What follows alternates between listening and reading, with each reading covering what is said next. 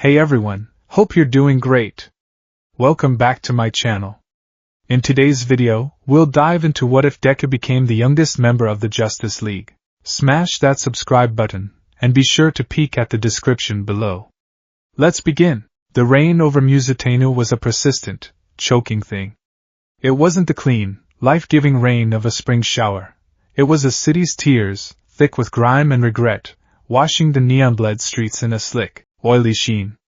It hammered against the corrugated iron roofs of the warehouse district, a percussive rhythm of decay that echoed the state of Izuku Midoriya's soul. He was a ghost haunting his own city, a tattered specter of green and black. His costume, once a proud symbol designed by a friend, was now a patchwork of field repairs, grime, and dried blood, some of it his, some of it not. The steel-soled boots that had delivered 1,000 kicks were scuffed and dented.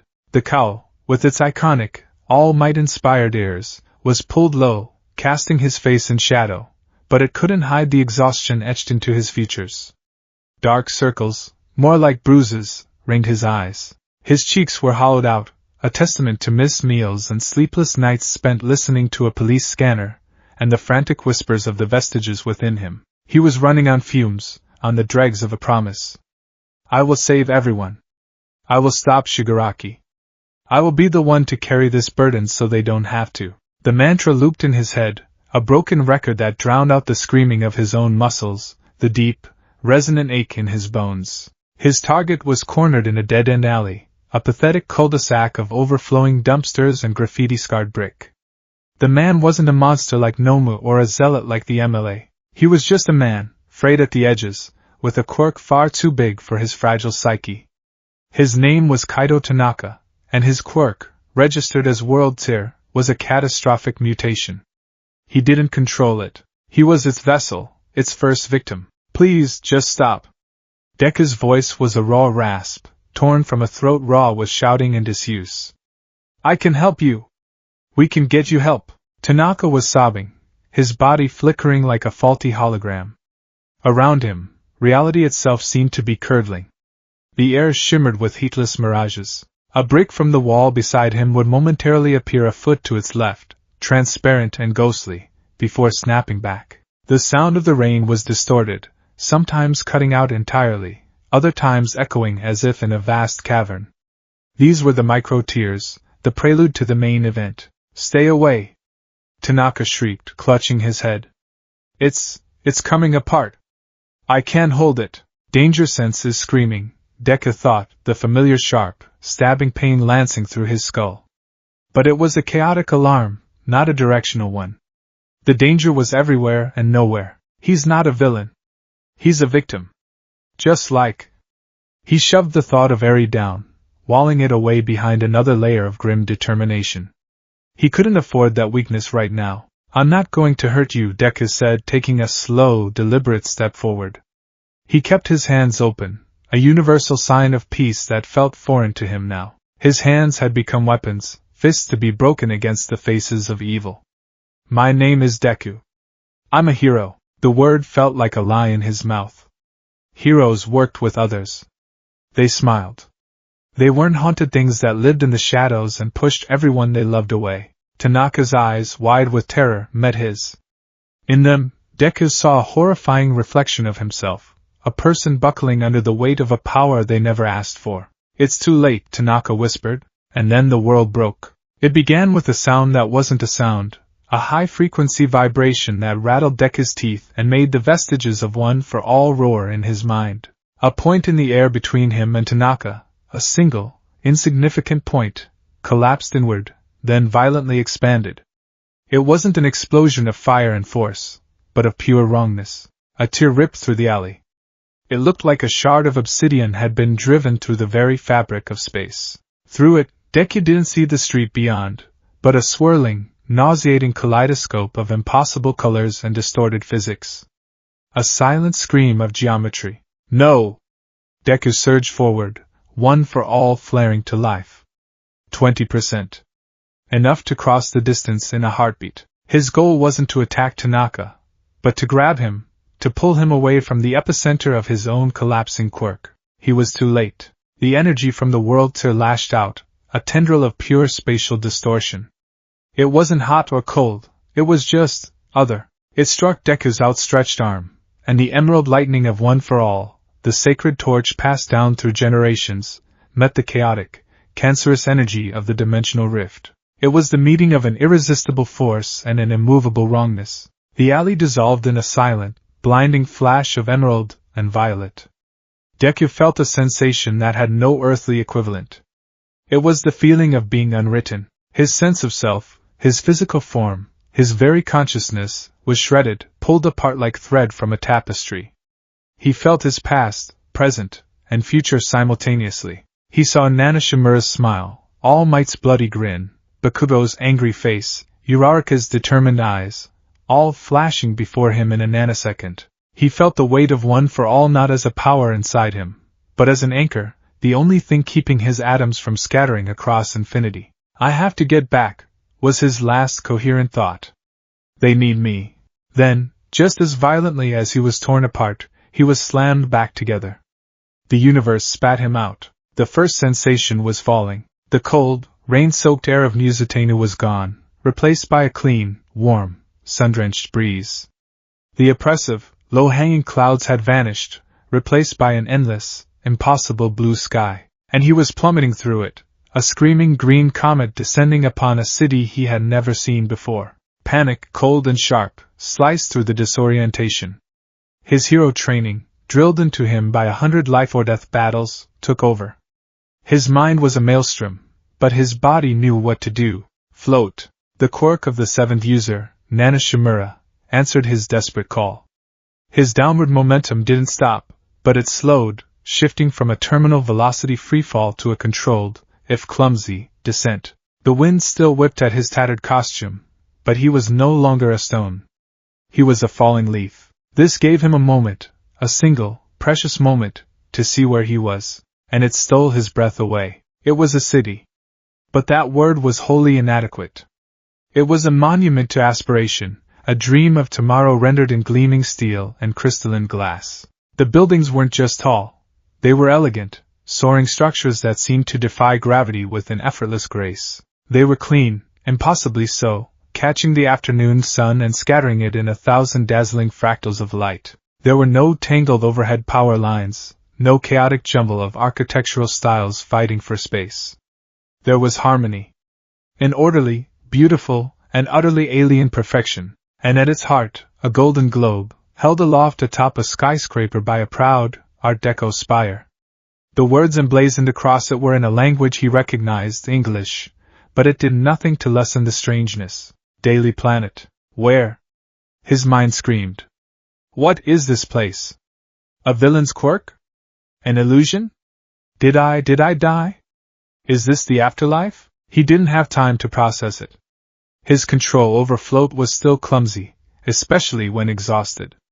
He was still descending too fast. He aimed for the flattest, largest surface he could see, the rooftop of a slightly smaller, broader building. He hit the gravel-covered roof with a jarring impact that sent a fresh wave of agony through his already protesting body. He rolled, absorbing the momentum as Gran Torino had taught him, coming to a stop in a heap of tangled limbs and ragged breaths. For a moment, he just lay there, face pressed against the warm, sun-baked gravel, the scent of tar and clean air filling his lungs.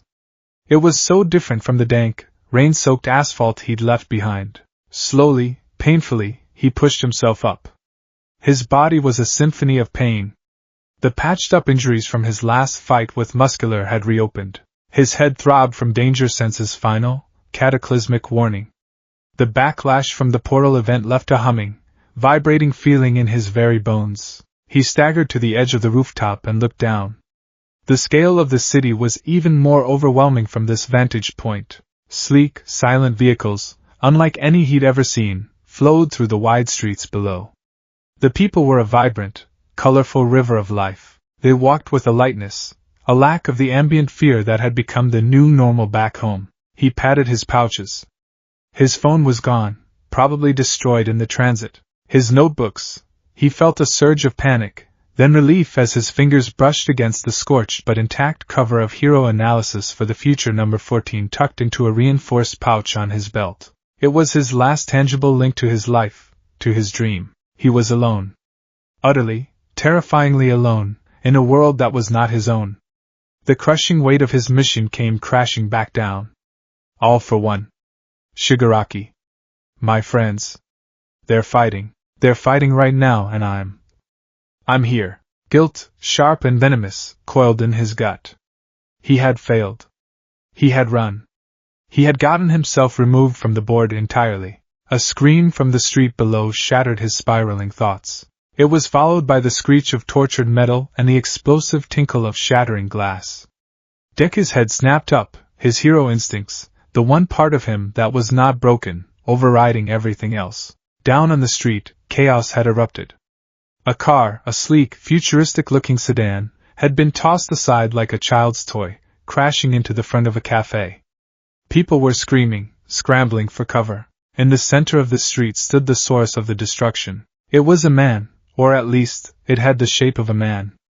But it was huge, easily over 7 feet tall, with a bulky, metallic body that gleamed a dull bronze under the sun. Its face was a grim metal mask, but its most prominent feature was the glowing green rock embedded in its chest, pulsing with a sickly, malevolent light. A villain, Deku's mind supplied instantly. A robot? A cyborg? That rock, it looks like the power source. Obvious weak point. The analytical part of his brain, the part that had filled 13 notebooks, was already at work, even as his heart hammered against his ribs. The metal man, with a contemptuous grunt, backhanded a street light, sending it crashing down towards a group of people huddled by the wrecked cafe. A mother was trying to shield her young son, her face a mask of pure terror. There was no time to think. No time to question where he was or what was happening. People were in danger. That was the only truth that mattered. Not on my watch, he snarled, the words tasting like ash and iron. One for all answered his call, not with the roaring tempest he could summon at his peak, but with a weary, flickering flame. He pushed off the ledge of the building, a green blur against the blue sky. He didn't have the energy for a full power kick.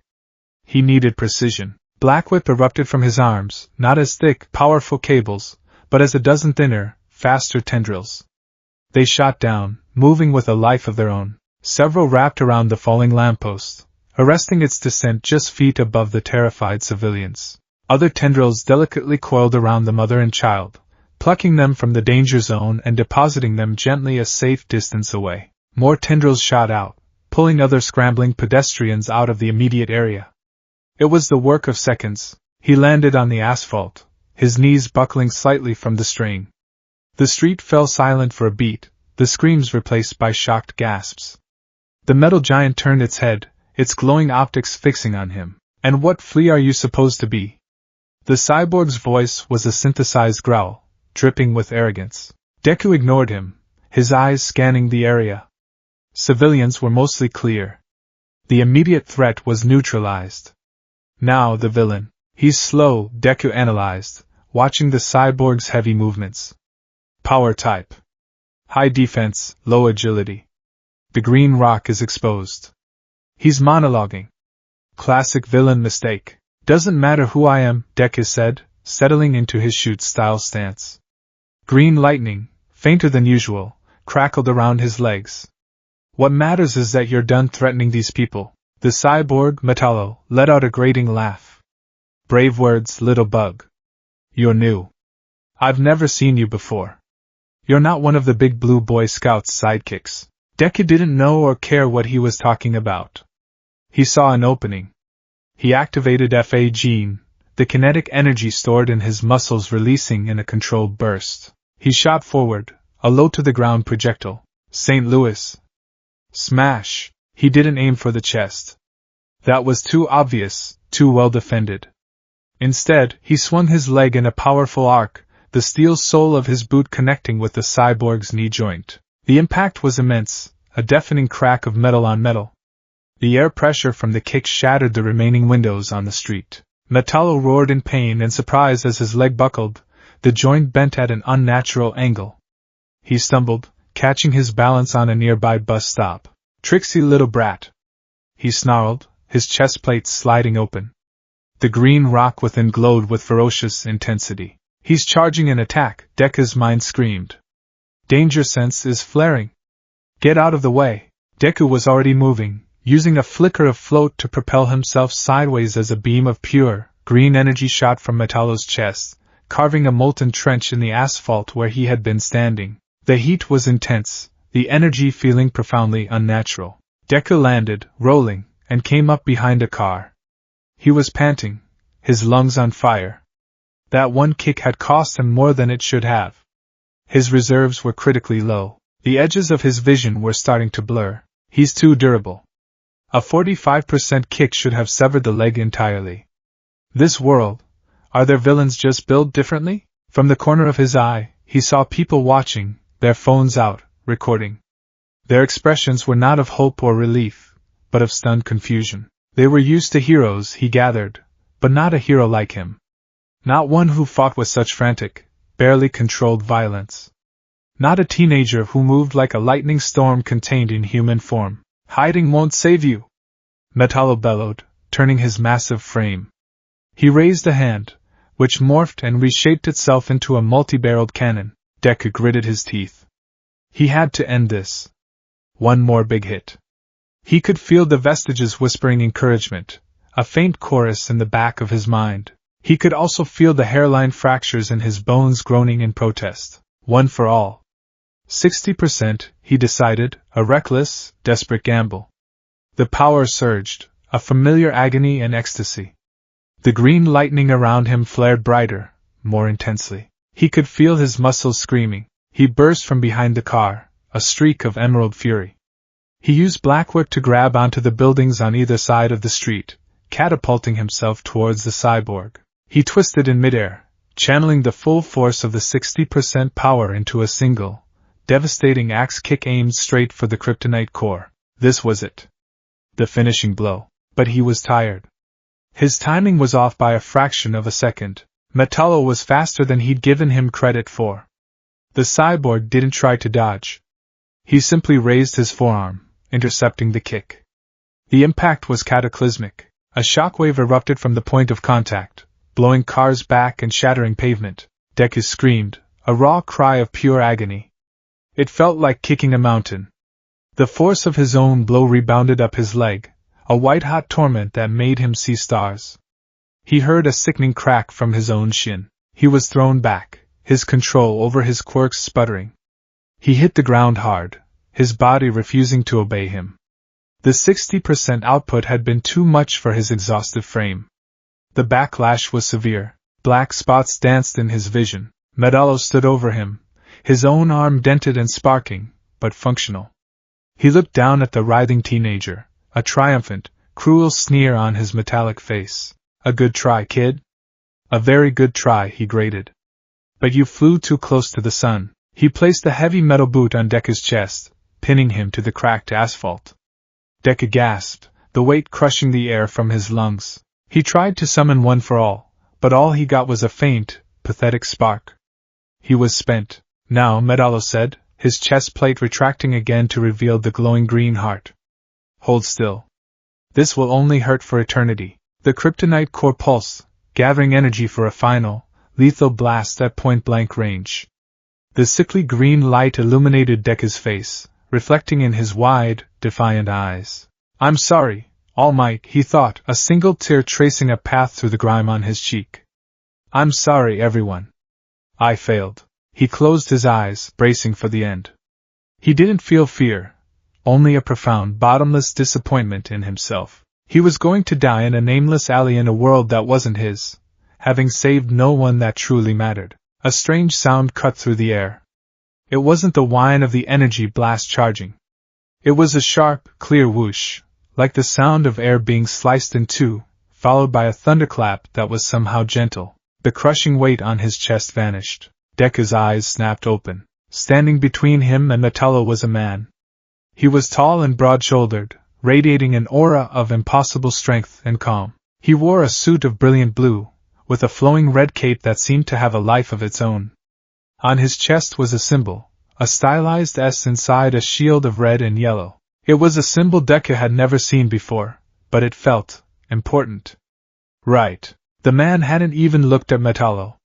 His back was to the cyborg, and he held Metallo's massive fist in one hand, stopping it effortlessly. His other hand was held out, palm open, just inches from where the kryptonite blast had been aimed. The beam was still firing, a concentrated jet of lethal green energy, but it was splashing harmlessly against the man's palm as if it were nothing more than water from a garden hose. The man's attention was entirely on Deku. His face was chiseled, classically handsome, but it was his eyes that held Deku captive. They were a startlingly kind shade of blue, and they were filled with a mixture of profound concern, deep confusion, and something else, astonishment. It was the look of a god discovering a new, impossible form of life. Metallo struggled, his machinery straining against the man's grip. "Superman!" he roared, his voice tinged with panic. "Impossible! The kryptonite, it should be killing you." "It hurts, John," the man, Superman, said, his voice calm and impossibly deep. He didn't even turn around. But he was in the way. With a casual flick of his wrist, Superman snapped Metallo's arm at the elbow. With his other hand, he simply closed his fist around the energy beam, snuffing it out. The sudden silence was deafening. He then turned his full attention to the cyborg. "Your rampage is over." Before Deku could even process what was happening, the man moved. He was a blur of red and blue. There was a sound of rending metal, a choked cry from Metallo, and then the sickening thump of the cyborg's unconscious body hitting the pavement. Superman had disabled him in less than a second. The silence that followed was absolute. The crowd of onlookers was staring, not at the defeated villain, but at their hero. And at the strange, battered boy he was now approaching. Superman knelt beside Deku, his large frame casting a shadow over him. The sun, positioned behind his head, created a halo effect, making him look like a figure from mythology. He moved with a gentleness that seemed at odds with his immense power. "Are you all right?" he asked, his voice laced with genuine concern. Deku couldn't answer. He just stared, his mind struggling to reconcile the impossible event he had just witnessed. This man, he had stopped that energy beam with his bare hand. A beam that Deku knew, instinctively, would have disintegrated him. He had broken the cyborg's metal body as if it were porcelain. The power, it was on a scale he had never conceived of. It made All Might in his prime look limited. "Who?" Deku managed to croak, his throat dry. Superman offered a small, reassuring smile. "My name is Superman. You're safe now." He glanced at Deku's tattered costume, the green lightning emblem, and the black, whip-like scars on the fabric. His gaze lingered on Deku's face, on the youthful features hidden beneath the dirt and exhaustion. He saw the fire in the boy's eyes, a fire he recognized, but also a deep, soul-crushing weariness that no one so young should ever have to bear. "You're not from around here, are you?" Superman asked, his tone gentle, not accusatory. Deku just shook his head, the motion sending a fresh spike of pain through his body. The adrenaline was gone, leaving only the agony and the impossible reality of his situation. He was on another world, a world with men who could stop energy beams with their hands, and he had just picked a fight in the middle of their city. The world tilted, the edges of his vision finally going black. The last thing he saw was the look of pure, unadulterated astonishment on the face of the man in red and blue as his own body, pushed far beyond its limits, finally gave out. He fell into the darkness, the S-shield burned into his retinas. Consciousness returned not as a sudden jolt, but as a slow, creeping tide. The first thing Izuku Midoriya registered was the absence of pain. The grinding ache in his bones, the sharp, fractured agony in his shin, the raw fire in his lungs, all of it was gone, replaced by a strange, placid numbness and a low, almost subliminal hum that seemed to vibrate in the very air around him. He kept his eyes closed, taking stock. His body felt whole. He flexed his fingers, rotated his ankle. No pain. Not even the familiar, lingering throb of a healing injury. It was as if the brutal fight and the subsequent backlash had never happened. That, more than anything, set his teeth on edge. No healing quirk he knew was this fast, this complete. Not even recovery girls, and her power came at the cost of stamina, leaving him feeling drained and hollow. He felt rested. His second observation was the bed. It wasn't a standard hospital bed. The surface beneath him was cool and firm, molding perfectly to his form. It felt less like a mattress and more like a cushion of solidified energy. Finally, he opened his eyes. The room was stark white, minimalist, and utterly sterile. There were no decorations, no personal touches, just smooth, seamless walls that curved up to meet the ceiling. A single, featureless door was flush with one wall. But it was the opposite wall that made his heart seize in his chest. It wasn't a wall. It was a window. A window that looked out upon the gentle, impossible curve of the earth. He saw the deep, sapphire blue of an ocean, the brilliant white swirl of a massive hurricane system, the hazy tan of a continent's coastline. Below him, the planet turned with a silent, majestic grace, and he was watching it from above. From the cold, silent dark of space, panic, primal and suffocating, flared in his throat. He shot upright, his body instantly coiling into a defensive crouch on the bed, the hum of one for all a faint flicker under his skin. His costume was gone, replaced by simple, soft gray trousers and a loose-fitting black shirt. His mind raced, a frantic scramble for answers. Space? How am I in space? The air. I'm breathing. Artificial gravity? This technology, it's beyond anything I've ever seen. Is this their base? A satellite? That man. Superman, he brought me here. The seamless door slid open with a faint hiss, revealing the very man from his thoughts. Superman filled the doorway, his sheer physical presence a palpable force. He had to duck slightly to enter the room. He wasn't wearing his cape now, but the blue suit and the iconic S-shield were just as imposing. He held a tray with a glass of water and a small plate of what looked like cookies. The gesture was so mundane, so disarmingly normal, that it was utterly terrifying. I see you're awake, Superman said, his voice the same calm, deep baritone from the street. I was starting to get worried. You were out for a full 8 hours. Deku didn't relax his stance. His eyes darted around the room, looking for exits, for weapons, for any possible advantage. There was none. Where am I? What did you do to me? You're on the Justice League Watchtower, Superman said, placing the tray on a small table that emerged silently from the floor. It's our operational headquarters. As for what we did, we healed you. Your leg was fractured in 3 places, and you were suffering from severe exhaustion and multiple internal contusions. Our medical bay fixed you up. He gestured to Deku's leg. Good as new. Deku's mind reeled. Healed? Fractured in 3 places and healed in 8 hours? That was impossible. Godlike. He looked at Superman, truly looked at him, and his analytical mind, his greatest tool, began to whir, cataloging, assessing. Subject: Superman. Power appears to be a composite of multiple high-tier abilities. Super strength, confirmed. Invulnerability, confirmed. Flight, confirmed. Some kind of energy projection or absorption, observed. Speed, indeterminate, but likely exceeds my own significantly. His power doesn't feel like a quirk. There's no build-up. No telltale energy signature. It's just there. As natural as his own heartbeat. He's an unknown. Category: catastrophic. Avoid direct confrontation at all costs. Why? Deku asked, his voice tight. Why did we heal you? Superman tilted his head, a look of genuine confusion on his face. Because you were hurt.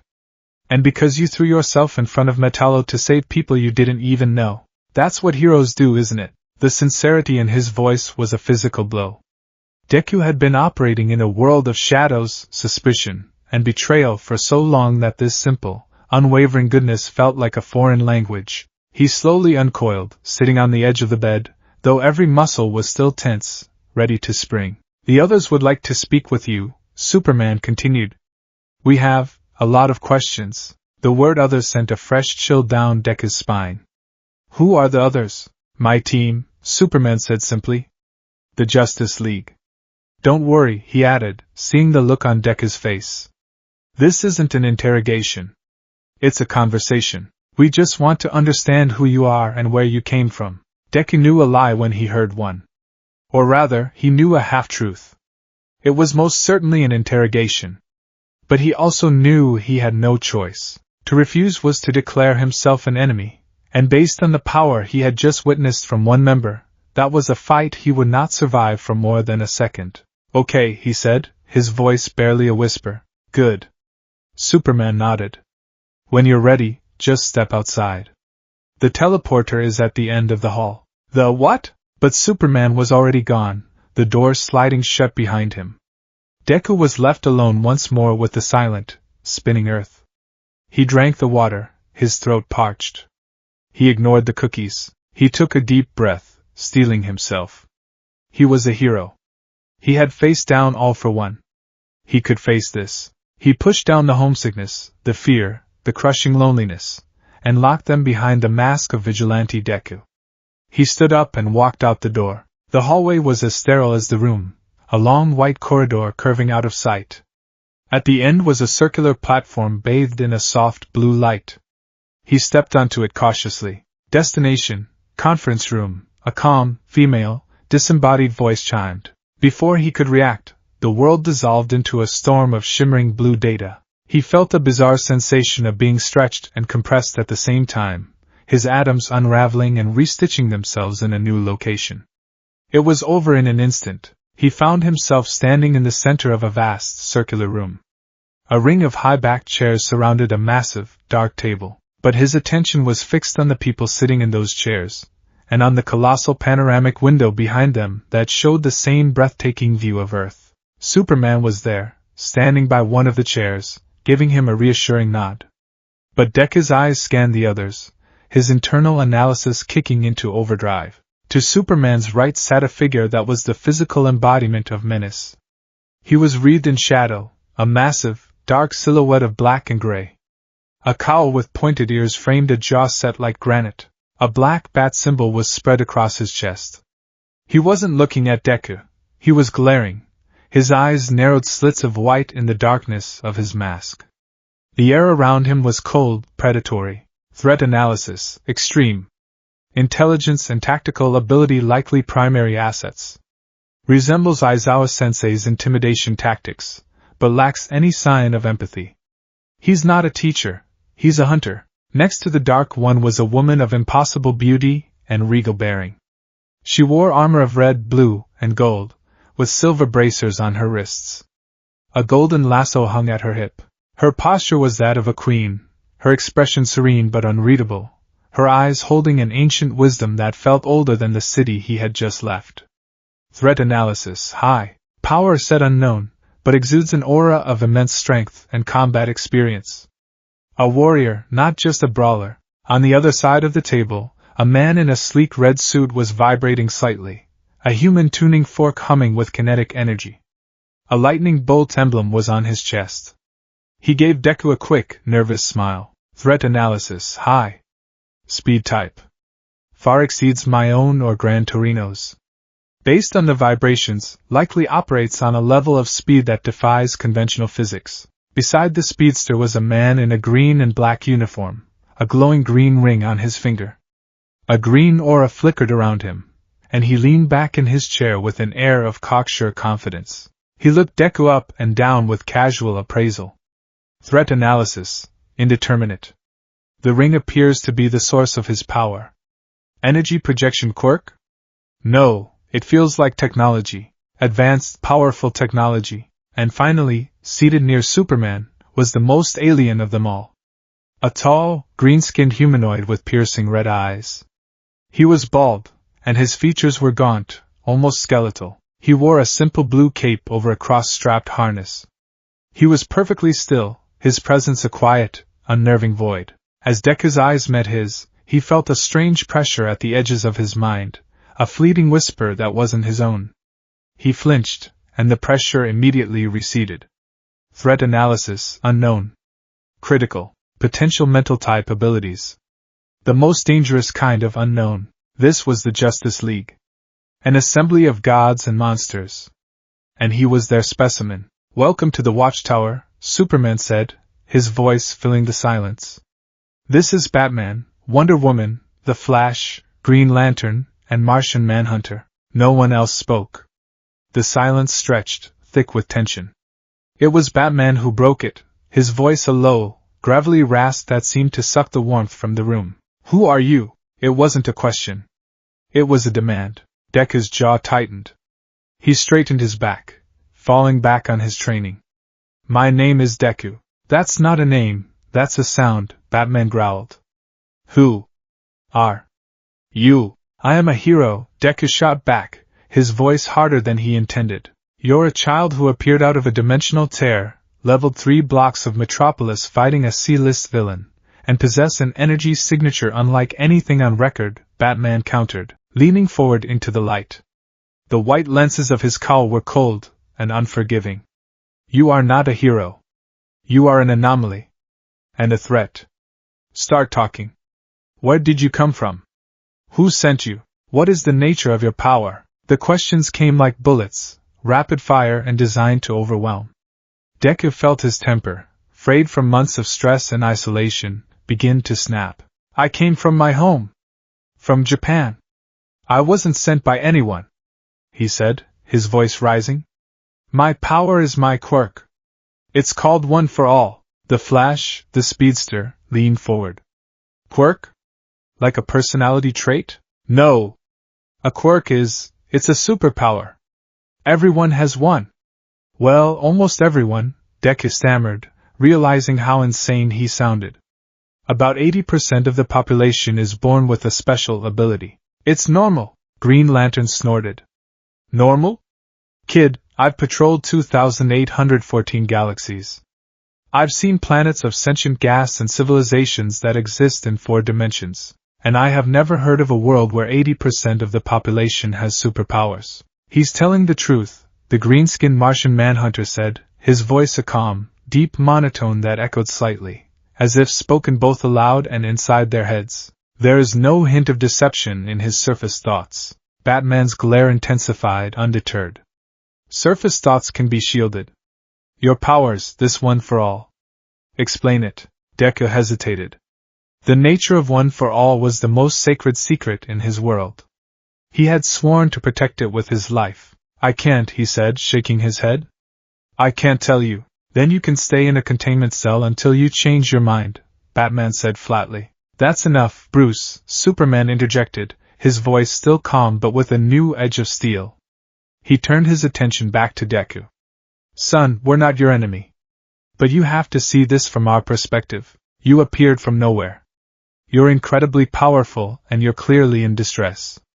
We need to know if you're a danger to our world. Deku's shoulders slumped. He looked at the floor, the weight of his impossible situation pressing down on him. Homesickness, sharp and agonizing, twisted in his gut. He thought of his mother, of All Might, of Uraraka and Ida and Bakugo. They were fighting a war, and he was here, being interrogated by beings from a storybook. I want to go home, he whispered, his voice thick with emotion. You have to send me back.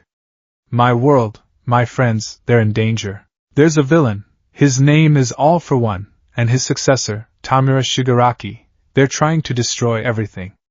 I'm the only one who can stop them. I have to go back. His desperation was a raw, open wound in the sterile room.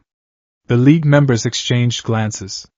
The tension shifted from suspicion to something more complicated. It was the woman, Wonder Woman, who spoke next.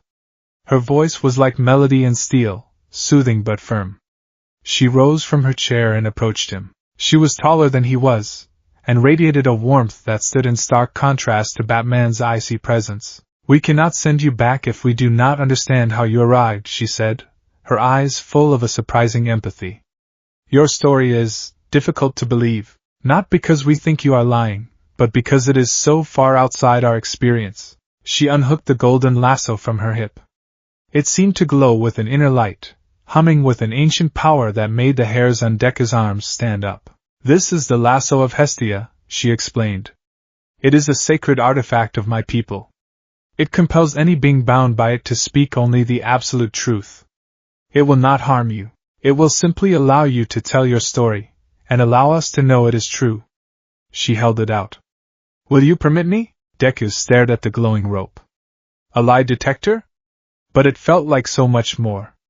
He felt its power, its purity. He was being asked to lay himself bare, to reveal his deepest secrets, his most painful memories, to these strangers. His every instinct, honed during his time as a vigilante, screamed at him to refuse, to fight, to run. But then he looked at Superman's earnest face. He looked at Wonder Woman's compassionate eyes. And he thought about the alternative, rotting in a cell while his world burned. He had no other options. He took a shaky breath and nodded. Wonder Woman looped the lasso gently around his shoulders. The moment it touched him, a wave of warmth spread through his body. It wasn't painful. It was clarifying. All the walls he had built, all the lies he told himself, all the pain he had compartmentalized, crumbled away. There was no room for anything but the raw, unvarnished truth. Please, Wonder Woman said softly. Tell us. Who are you? The words came out, unbidden, unstoppable. My name is Izuku Midoriya. Tell us about your world, Izuku Midoriya. The floodgates opened. The story poured out of him, not as a frantic, defensive explanation, but as a long, sorrowful confession. I was born in a world where everyone is special. I was born without a quirk. I was quirkless. A Deku, useless. The old pain was as fresh as if it were yesterday. All I ever wanted was to be a hero, like All Might. He was our symbol of peace. The greatest hero in the world. He saved everyone with a smile. He recounted his fated meeting with his idol, the sludge villain incident, the moment All Might saw the heart of a hero in a quirkless boy. His voice cracked as he spoke the sacred words. All Might's quirk, it wasn't natural. It was a power that could be passed on. A sacred torch. It's called One for All. A power that stockpiles strength, passed from one user to the next, growing stronger with each generation, for one purpose, to defeat the ultimate evil, a villain named All for One. He explained the symbiotic relationship between the two powers, the generations-long secret war. He told them about Yue High School, about his friends, his teachers. He described the USJ attack, the training camp, the fall of Kamino Ward, where All Might use the last embers of his power to defeat his nemesis, passing the torch fully to him. The League listened in stunned silence. They weren't just hearing words. The lasso was conveying the emotional truth behind them. They could feel the weight of his destiny, the burning passion of his dream. Then his story turned darker. He spoke of the Paranormal Liberation War, the horrific, bloody conflict that had shattered their society. His voice grew quiet, thick with unspeakable guilt. We weren't ready. So many people, so many heroes, they were hurt. Or worse. Shigaraki. All for One's successor, he became a monster. I fought him. I had to. He looked up, tears streaming freely down his face, his expression one of utter agony. The vigilante mask was gone, leaving only a broken-hearted boy. It's my fault, he choked out, the truth tearing from him with physical force. All for One is hunting me. Because of my power. As long as I'm near my friends, my family, he'll use them to get to me. He'll kill them all just to take my quirk.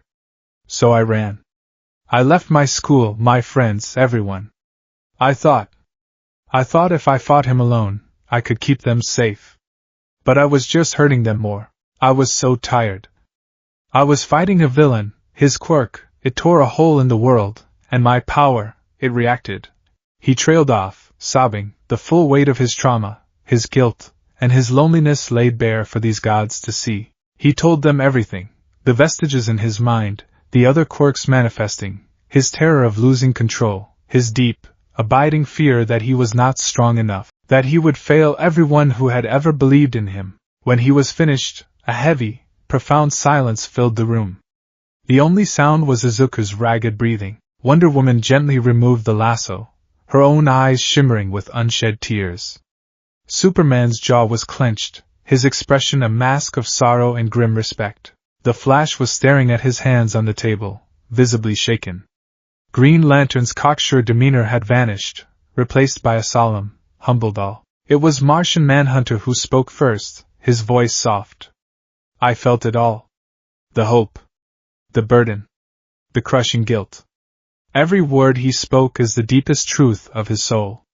He is not a threat. He is a child fighting a war, armed with a power that is trying to consume him. Superman walked over and placed a heavy, comforting hand on Izuku's shoulder.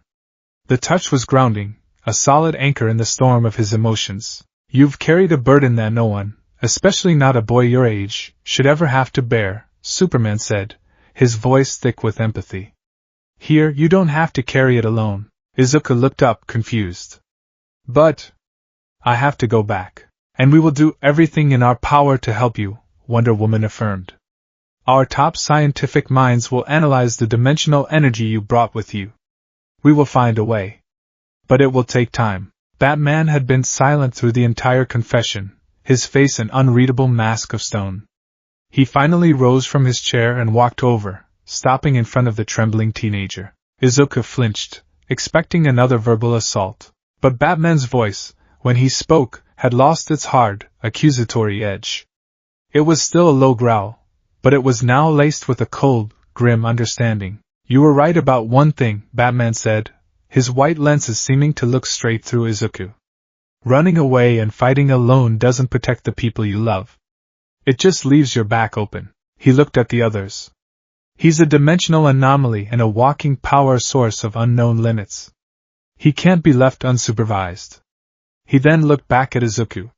You will stay here, on the Watchtower. You will be given quarters. You will be monitored. We will find a way to send you home. Until then. He paused, the words seeming to cost him something. You are under the protection of the Justice League. It wasn't a warm welcome. It wasn't an offer of friendship. It was a pragmatic, tactical decision. But to Izuku, who had been utterly alone for so long, it was everything. They believed him. He looked from Superman's kind face, to Wonder Woman's compassionate gaze, to Batman's grudging, respectful stare. The crushing weight on his chest didn't disappear, but for the first time in what felt like an eternity, it felt just a little bit lighter. He wasn't just a vigilante on the run. He wasn't just a target. He was Izuku Midoriya. And for now, he had found the most unlikely sanctuary in the universe. He finally looked past them, out the great window at the silent, beautiful earth below. It wasn't his world. But it was a world that needed heroes. And whatever else he was, he knew, with every fiber of his being, that he was a hero. Even here, the room they gave him was a palace and a prison. Located in the Watchtower's residential wing, it was a marvel of minimalist, futuristic design. There was no visible light source, yet the room was filled with a soft, even glow that seemed to emanate from the very walls. At his verbal command, a bed would emerge from the floor, a slab of memory gel that conformed perfectly to his weary body. A voice command could change the far wall from opaque white to a perfect, crystalline view of the cosmos. For Izuku Midoriya, it was the window that was the cruelest luxury.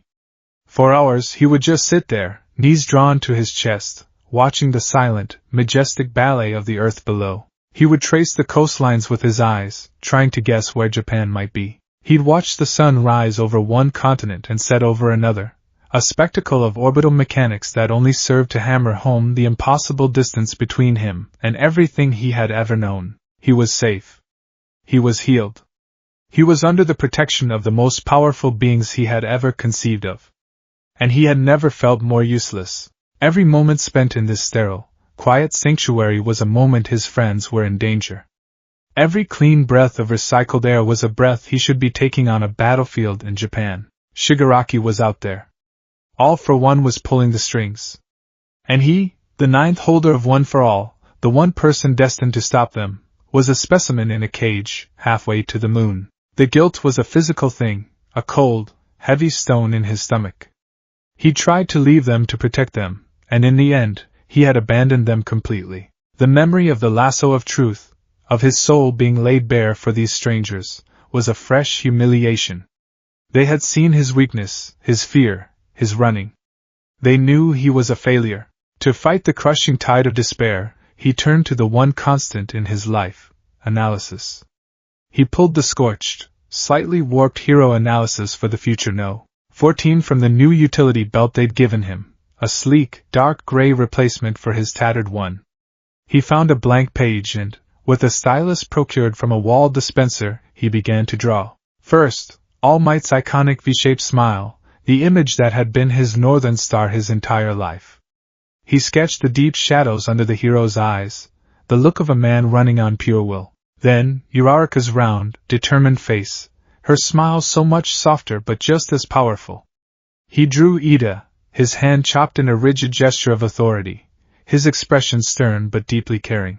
And finally, with a hesitant, almost painful pressure, he sketched Bakugo. He captured the explosive anger in his rival's eyes, the arrogant smirk, but also the fierce, undeniable intelligence simmering just beneath the surface. He filled the margins with frantic notes, memories of their quirks, their fighting styles, their favorite foods, their shared laughter in the dorms. This notebook wasn't just analysis anymore. It was a prayer, a desperate attempt to keep their faces, their reality, from fading in this alien world. He was a ghost haunting a satellite, and these drawings were the chains that still bound him to the world of the living. A polite chime echoed in the room, followed by a voice that was too fast, too energetic to be the Watchtower's automated system. Hey! New guy? Deku? You in there? This is Flash. Like the Flash. Superman said you were all settled in and I figured you might be bored. And believe me, space boredom is a whole different level of bored. So, wanna, stretch your legs? Izuku looked up from his notebook, startled. He hadn't heard anyone approach. He hesitated, his instinct to isolate himself warring with a deep-seated curiosity. He hadn't forgotten the man in red, the one who moved like a hummingbird made of lightning. Okay, Izuku said to the empty room. The door slid open to reveal the hero, the Flash. Out of costume, he was just a man, Barry Allen, as he'd introduced himself, with friendly eyes and an easy smile. In costume, he was a living current of electricity. He wasn't vibrating now, but he still seemed to hum with barely contained energy. Awesome! Follow me. I gotta warn you, the orientation tour is usually handled by John, but his is mostly telepathic exposition, and, no offense to the big guy, it's a little dry. My tour is better. It involves running. Before Izuku could fully process, Flash was already halfway down the corridor, beckoning him to follow. Izuku jogged to keep up, feeling slow and clumsy in comparison. They passed observation decks, science labs buzzing with quiet activity, and hangar bays holding ships that looked more like sculptures than vehicles. The sheer scale and technological supremacy of the place was overwhelming. They finally arrived at a massive pair of blast doors. And this, Flash announced with a theatrical flourish, is the training deck. Or as I like to call it, the gym. The doors hissed open, revealing a chamber so vast it could have contained a dozen of UA's training grounds. The walls, floor, and ceiling were composed of shifting black panels, and holographic emitters dotted the space like constellations. So, Flash said, stretching his arms. I saw your file. Or, well, I heard the truth. Lasso highlights. A power that stockpiles strength, plus a bunch of others you're still figuring out? That's wild. And I saw you move against Metallo. You're fast, kid. Real fast. Izuku just shrugged, feeling a flush of embarrassment. Not as fast as you, Flash grinned. Well, no. No one is. But that's no reason not to see what you've got under the hood. How about a little warm-up? 3 laps around the perimeter? Izuku looked at the enormous room, then at Flash. It was a ridiculous proposition. But he also saw the genuine, friendly challenge in the hero's eyes. It wasn't a test, like with Batman. It felt like an invitation to play. He hadn't done that in a very, very long time. A flicker of his old self, the determined, eager-to-learn Deku, sparked to life. Okay. You're on. That's the spirit, Flash said, settling into a runner's stance. On your mark, get set. Before he even said go, Flash was gone. Not a blur, just gone. The air cracked where he'd been standing. Izuku blinked, and then he saw him, a streak of red lightning, already completing his first lap. Izuku grit his teeth, not with frustration, but with awe. He pushed off, one for all flaring to life at a safe 30%. The familiar green lightning crackled around him as he shot forward, his steel-soled boots pounding against the deck. He was moving at a speed that would have left any of his classmates in the dust. Here, it felt like he was wading through molasses. Flash zipped past him again, lapping him for a second time. He was running backward now, a cocky grin on his face. Come on, Deku! Is that all? My grandma runs faster than that, And she's been dead for 20 years. The playful taunt, so reminiscent of Bakugo's constant goading, didn't sting. It ignited something in him. A competitive fire. He's impossibly fast, Izuku's mind analyzed, even as he ran. He's not just running. He's manipulating friction, kinetic energy. He's tapped into something fundamental. A quirk couldn't do this. This is a law of physics with a name, but he had his own tricks. He rounded a corner, Black Whip lashing out to grab a support beam on the far wall. He used it as a pivot point, swinging himself through the turn, conserving momentum and slingshotting himself down the next straightaway. Flash, now running beside him, whistled in appreciation. Whoa, organic grappling hook. Nifty. Izuku knew he couldn't win on pure speed. But he could be unpredictable. As they approached the next corner, he activated FA Gene. He'd been building up the kinetic energy in his legs with every step. He released it. For a single, explosive instant, Izuku's speed multiplied. He shot forward in a silent, violent burst, a green bullet that actually outpaced Flash for a fraction of a second. The sudden acceleration was jarring, a completely different physical principle from Flash's smooth, frictionless glide. Flash's eyes widened in genuine surprise. What was that? He yelled over the wind. The burst from FA Gene faded, and Flash easily pulled ahead again, but the dynamic had changed. As they finished the third lap, with Flash having completed at least a dozen, the speedster slowed to a stop, not even breathing hard. Izuku skidded to a halt beside him, panting, sweat beading on his forehead. Okay, that last part, Flash said, pointing a finger at him. The little vum thing. That was new. You didn't just get faster, you exploded. How'd you do that? It's another quirk, Izuku panted, trying to catch his breath. From a previous user. It's called FA Gene. It lets me store and release kinetic energy. So you're not just a powerhouse, you're a bag of tricks, Flash mused, tapping his chin. Kid, you're more than just fast or strong. You're versatile. That's way more dangerous. For the first time since he'd fallen from that foreign sky, a genuine, unforced smile touched Izuku Midoriya's lips.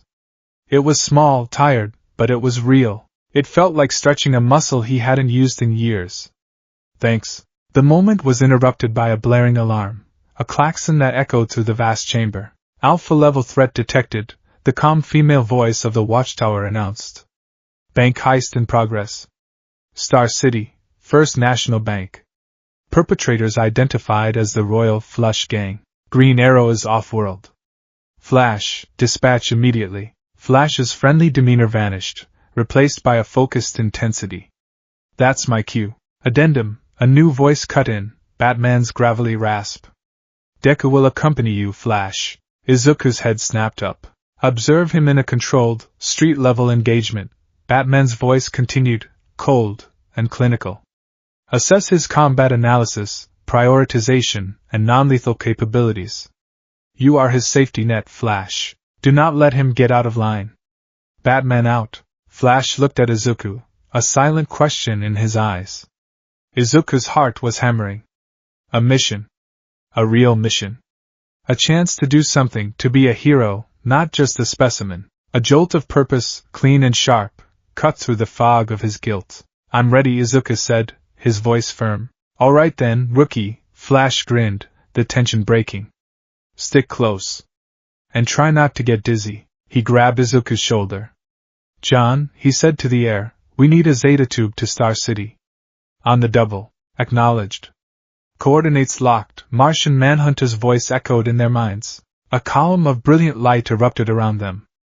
Izuku felt that now familiar, gut-wrenching sensation of being disassembled and reassembled. One moment he was in the Watchtower's gym, the next he was standing in a dusty, deserted alley in a city that smelled of salt water and industry. The transition was instantaneous. Whoa, Izuku breathed, stumbling slightly. You get used to it, Flash said, already vibrating with impatience. Mostly. Come on, Bank's 2 blocks that way. He was off, a red blur. Izuku pushed off, one for all at 20%, and followed. Star City was grittier than Metropolis, the buildings older, the air heavier. It felt more like the cities he knew. They arrived at the scene in seconds. The First National Bank was a grand, old-fashioned building with marble columns. Its ornate bronze doors had been blown inwards, and the sounds of laser fire and screaming echoed from within. "Okay, plan," Flash said, talking a mile a minute. "They're a 5-person team. King, Queen, Jack, 10, and Ace. Tech-based. Ace is usually the heavy hitter. I'll do a quick sweep, get the civilians out. You hang back, assess, and tell me what you see. Don't engage until the civilians are clear." "Got it? Got it." Izuku nodded, his mind already switching into combat mode. Flash vanished. The sounds from inside the bank changed.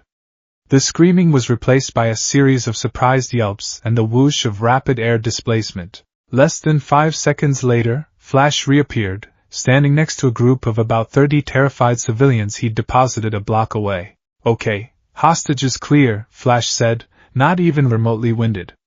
"They know we're here. Let's make our entrance." They moved in together. The interior of the bank was a disaster zone.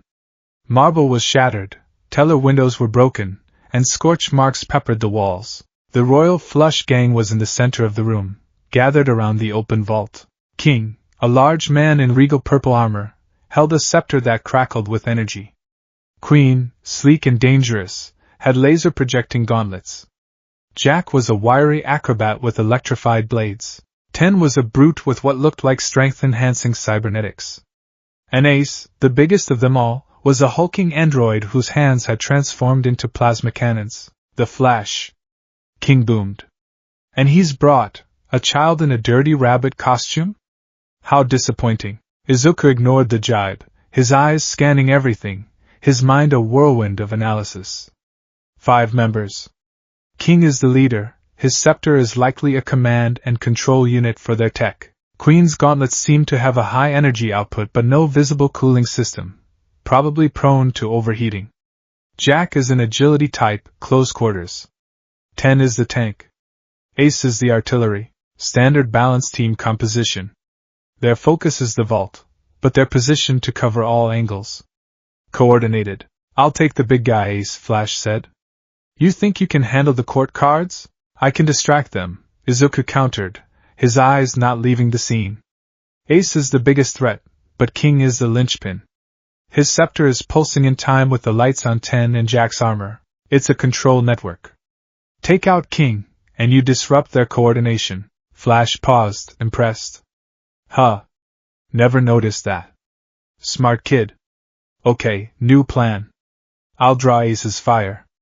You go for King. Let's dance." Flash shot into the room, a scarlet comet.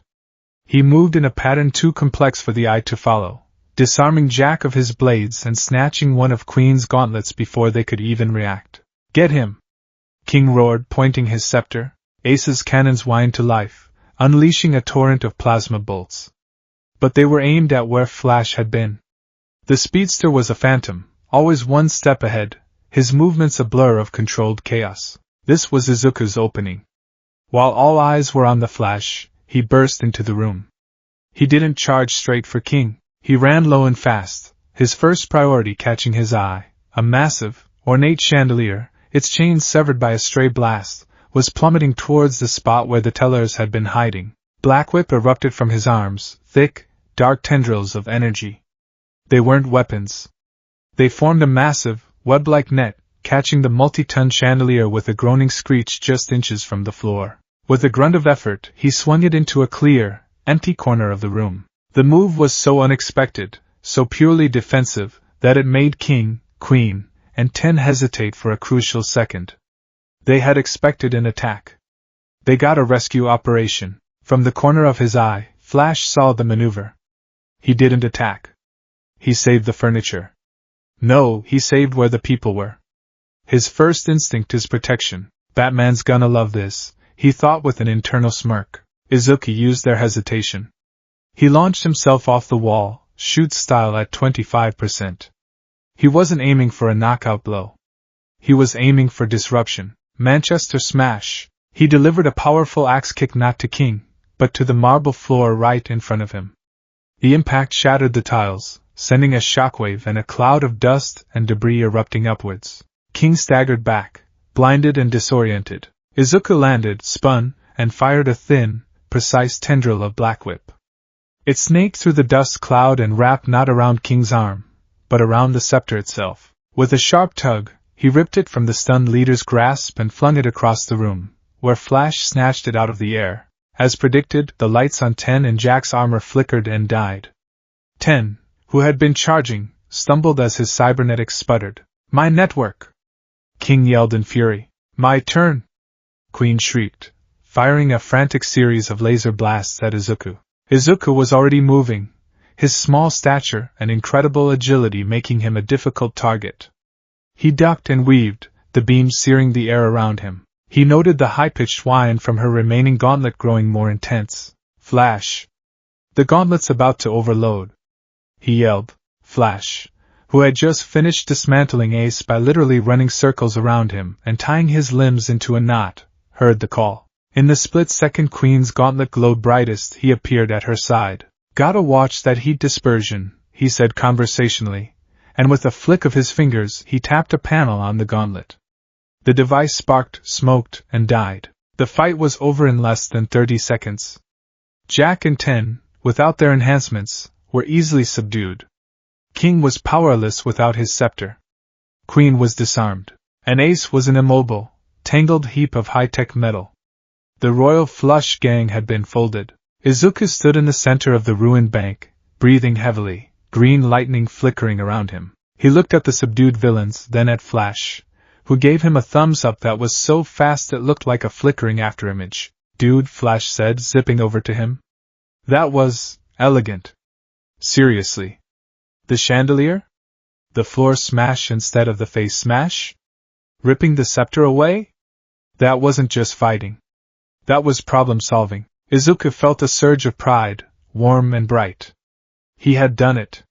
He had helped. He hadn't broken himself, and no one else had gotten hurt. He had remembered Batman's words, "Use your mind, not just your fists." As the local police began to arrive, sirens wailing in the distance, Flash clapped him on the shoulder. "So I gotta ask? Your name?" "Deku." "What's that about? Is it, like, an alien word for awesome punching guy?" Izuku's small smile faded. He looked down at his boots. "No. It was a name a friend gave me when we were kids. It's another way to read my name, Izuku. It means one who can't do anything. Useless." He flinched, the words still carrying a lifetime of sting. "A different friend, she told me it sounded like you can do it. She helped me change its meaning. So I took it as my hero name, to prove the first meaning wrong." He expected a joke, or maybe pity.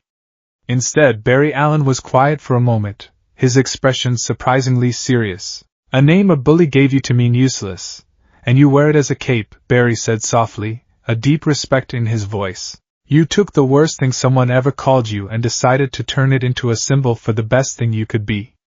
Kid, that's more heroic than anything we did in here today." He grinned, the energy returning to him. "Besides, you're looking at it all wrong. Deku? Around here, in this line of work?" He gestured to the tied-up villains and the ruined bank. "That just sounds like the name of a hero, kid. Plain and simple." Izuku stared at him, speechless. The acceptance was so complete, so unconditional, it felt like a physical weight lifting off his shoulders. Later, back on the Watchtower, they stood in the main conference room. A news report from Star City was playing on the main view screen.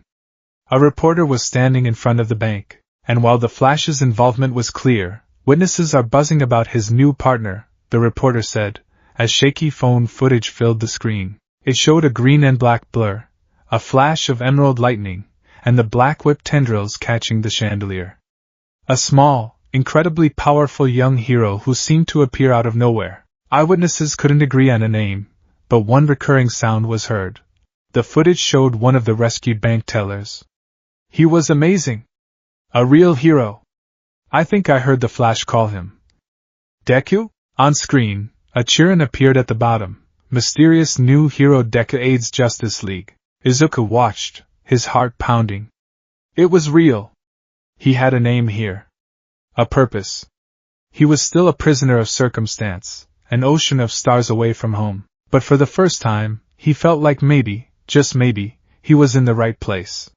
He was no longer just a lost boy who fell from the sky. He was Deku, the Justice League's youngest and strangest provisional member. The summons came without warning. There was no chime, no polite request from the Flash, no gentle telepathic nudge from John. There was only a single, guttural word that materialized in the sterile air of Izuku's room, spoken through a hidden comm unit. Batcave. Now, the voice was unmistakable. It was Batman. It was a command, not an invitation, and it carried the chilling authority of a general ordering a soldier to the front lines. Izuku's blood ran cold. Of all the godlike beings he had met, Batman was the one who unnerved him the most. Superman's power was terrifying in its scale, but it was tempered with a gentle soul. Batman's power wasn't so obvious. It was a power of intellect, intimidation, and an unnerving darkness that seemed to eclipse the very light around him. He didn't look at you. He dissected you with his gaze. Coordinates locked, the Watchtower's automated voice announced immediately after, and the blue light of the Zeta tube engulfed him before he could even form a protest. The nauseating feeling of teleportation was sharper this time, the transition more jarring.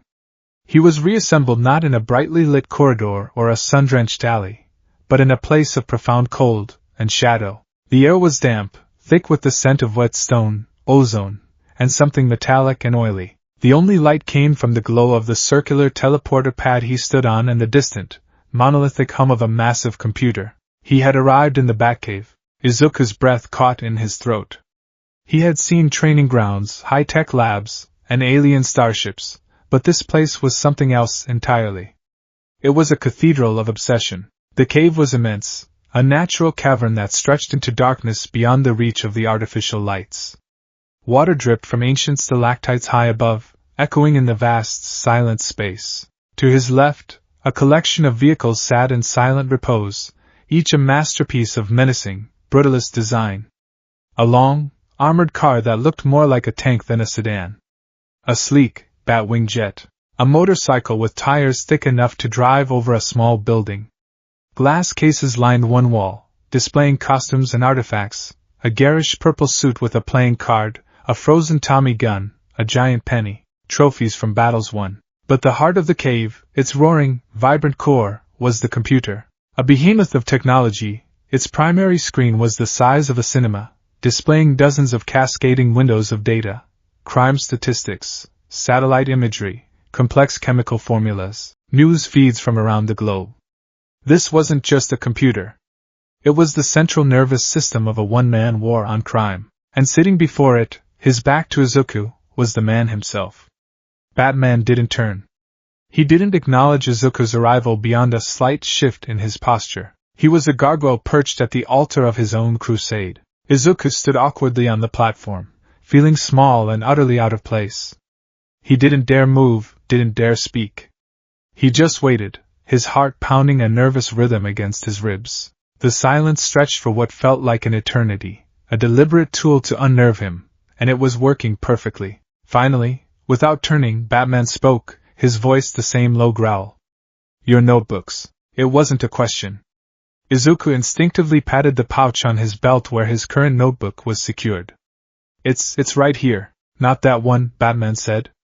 A gloved hand gestured to a heavy metal table near the computer. Piled on it, looking small and insignificant in the cavernous space, were the 13 scorched, water-damaged notebooks that had been salvaged from his apartment in Japan and teleported with him. His entire life's work. His childhood dream, catalogued in cheap paper. "I read them," Batman stated. The finality in his tone made Izuku feel like he had just been X-rayed and found wanting. "Your analysis of your world's heroes, their powers, their weaknesses, their fighting styles. It's comprehensive. Obsessive. The work of either a stalker or a strategist." Izuku flinched. I do it to learn. To be a better hero. If you understand how people work, you can help them better. Or fight them better." "A fine line," Batman grunted. He finally swiveled in his chair, the movement slow and deliberate, turning his full, intimidating presence on Izuku. "Your performance in Star City was adequate. You prioritized civilian safety over mission objectives. A flaw. But you also identified the command structure of the enemy and neutralized it with minimal force. A strength. Coming from Batman, adequate felt like the highest praise. You think like an analyst, Batman continued, rising to his full, imposing height. But you fight like a brawler. You rely on overwhelming power to solve problems. That power is a finite resource. Your body is a finite resource. You break yourself over and over, relying on others to patch you up. That is not a strategy. That is a suicide pact. The words were cold, hard, and utterly true. They were the same fears Izuku had grappled with, the same criticisms All Might had gently tried to impart. But hearing them from this man, in this cave, stripped them of all comfort and left only the brutal, undeniable fact of his own recklessness. I know, Izuku whispered, looking at the floor. Knowing isn't enough.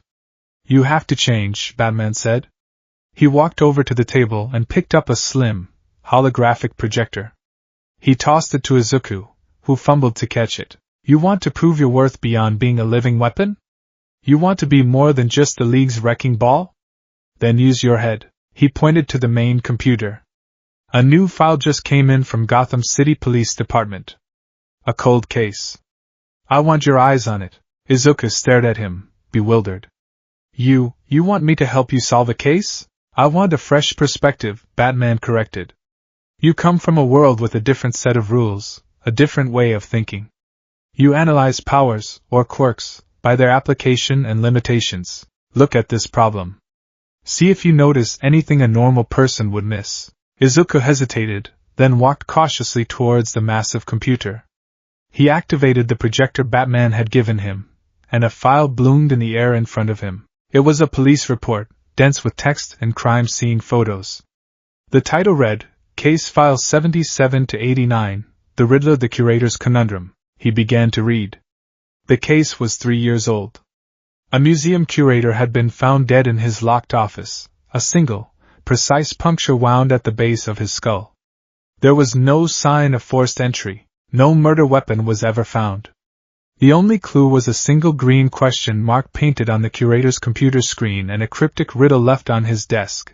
I have cities, but no houses. I have mountains, but no trees. I have water, but no fish. What am I? A map, Izuku said instantly. It was an old, classic riddle. Correct, Batman's voice rumbled from behind him.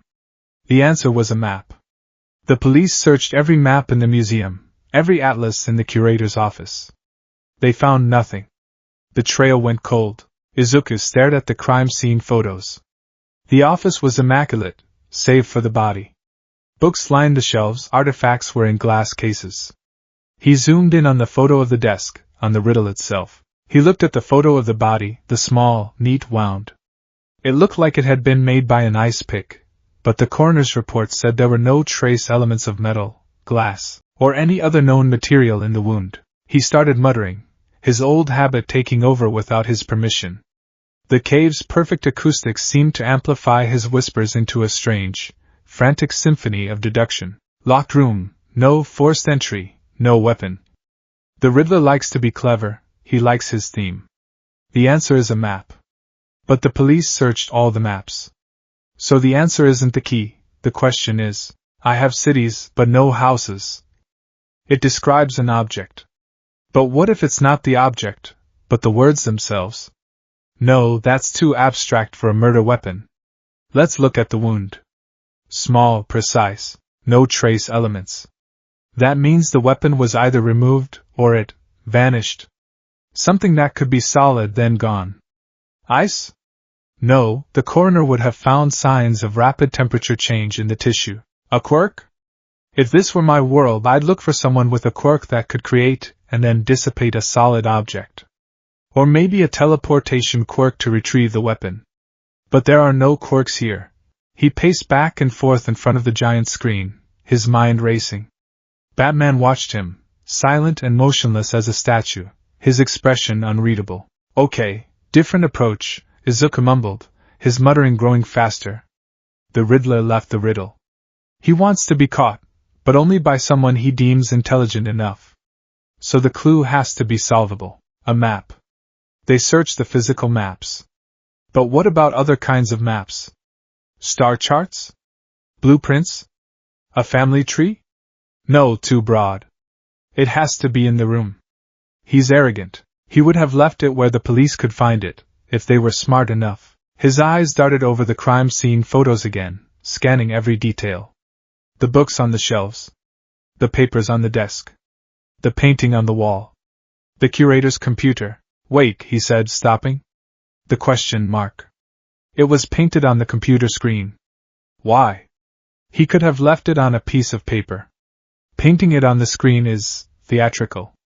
It draws your eye to the computer. The police would have analyzed the hard drive, of course. He pulled up the technical report. They did. Found nothing. Wiped clean. But what if the map wasn't on the hard drive? What if it was the hard drive? He zoomed in on the photo of the computer tower. It was a standard desktop from a few years ago. But something about it felt off. This world's technology, he said, thinking aloud. It's different in some ways. More advanced in data processing and networking, but the consumer-grade hardware looks familiar. He pointed to the side panel of the computer tower. That panel. It looks like a standard case. But there are scuff marks around the edges. Tiny ones, and this logo. He zoomed in on a small, barely visible manufacturer's logo. I don't recognize it, Batman finally spoke. It's a defunct company. Wayne Enterprises bought them out 5 years ago. They specialized in custom data storage solutions for secure facilities. Izuku's eyes lit up, the pieces clicking into place with an audible snap. It's a false front, he said, his voice now clear and confident. The computer case. It's not just a case. The case itself is the map. The company specialized in custom storage. What if the curator, a man in charge of priceless artifacts, had a way to store data that wasn't on a network? What if the map wasn't a picture, but a data map? A circuit board. The cities are the processors, the mountains are the heat sinks, the water is the liquid cooling system. The Riddler didn't put a riddle in the room was the riddle, and the answer was pointing at the murder weapon all along. He looked at Batman, his eyes wide with the thrill of discovery.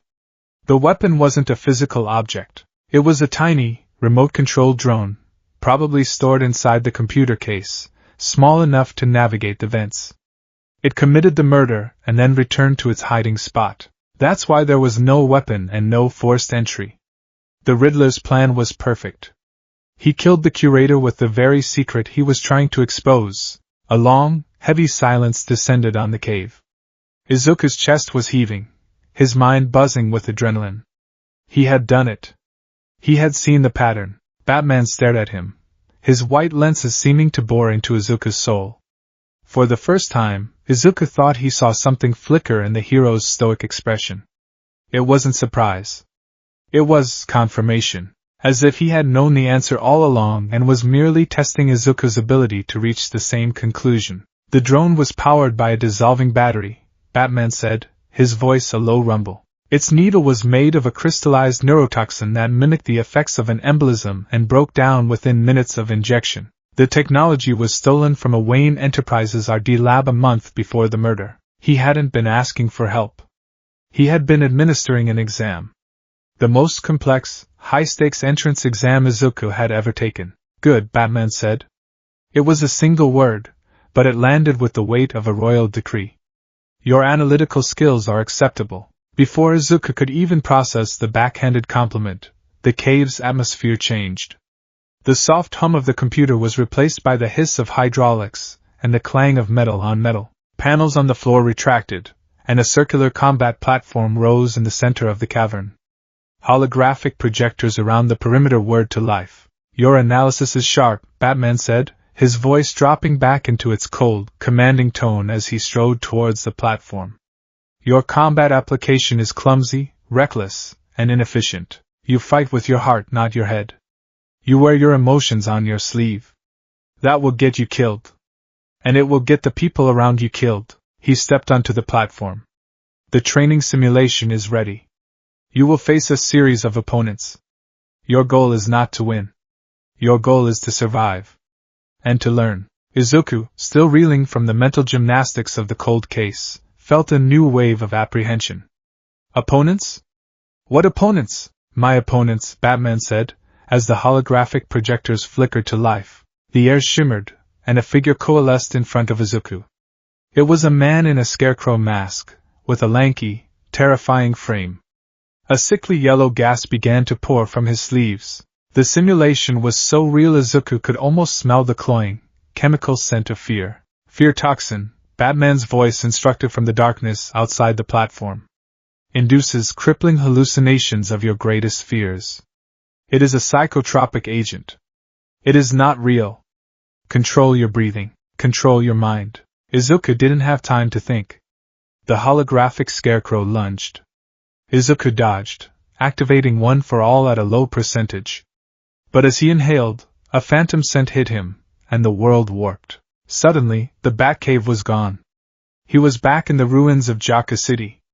The scarecrow was gone, replaced by the horrifying, grinning face of Tamura Shigaraki, his body a mass of decaying flesh and grasping hands. You ran, Izuku Midoriya, the hallucination rasped, his voice full of gravel and decay. You left them all to die. The ground around him was littered with the bodies of his friends. He saw Uraraka's lifeless face, Ida's shattered armor, Todoroki's body half frozen, half burned. All Might stood over them, his skeletal form broken and bleeding, pointing a shaking finger at him. You failed us, my boy. You failed us all. No! Izuku screamed, the cry echoing in the real-world cave. He clutched his head, his breath coming in ragged sobs. The guilt, the terror, it was all real. The toxin was feeding on the deepest fears he had confessed under the lasso's power. It is not real, Batman's voice cut through the haze, cold and sharp as a shard of ice. Your guilt is a weapon he is using against you. Your emotions are a liability. Focus. Analyze. What is the objective? Objective, survive, Izuku's mind stuttered. He forced his eyes open, trying to see past the horrific vision. He could feel the real world, the cold air of the cave. He remembered his training with Aizawa. Control his emotions. Erase his presence. He took a ragged breath, then another, forcing his heart rate down. The images of his dead friends flickered. He focused on the scarecrow, the real threat. The gas was coming from nozzles on his wrists. Disable the source. He surged forward, ignoring the phantom Shigaraki. He used a flicker of FA gene for a burst of speed, not to attack, but to get close. With precise movements, he slammed the heels of his palms into the holographic scarecrow's wrists, a move designed to disarm, not to injure. The hologram flickered and destabilized. The fear gas dissipated. The horrific vision of his dead friends vanished. He was panting, covered in a cold sweat, but he was clear. The scarecrow hologram dissolved, only to be immediately replaced by another. A large, brutish figure with a venom-pumping apparatus on his back. Bane, your physical power is a crutch, Batman's voice echoed. Here is an opponent who can match it. Brute force will not work. The holographic Bane charged, a roaring freight train of muscle. Izuku met him head-on, a 30% smash aimed at the villain's chest. It was like punching a brick wall. The Bane hologram barely staggered, and swung a fist the size of a cinder block.